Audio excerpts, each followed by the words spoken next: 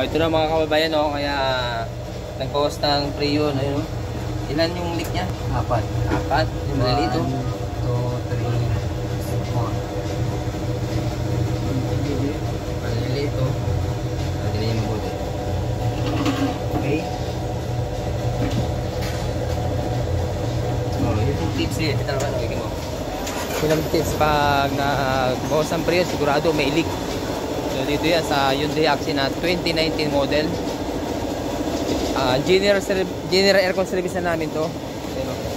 So ganyan, pag gano'n na nagkalik, yung compressor sigurado na ubusan na lang siya, lalagyan na. Dahil pag ganyan, pag nagpalagay ka ng pin, lalamig, mawawala rin. May possible na masira yung compressor mo. Buti pinaayos nyo na, boss, agad.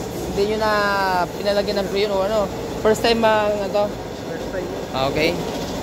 So ganun, yun ang tandaan yung mga tips natin na pag umina yung lamig, kailangan matching natin.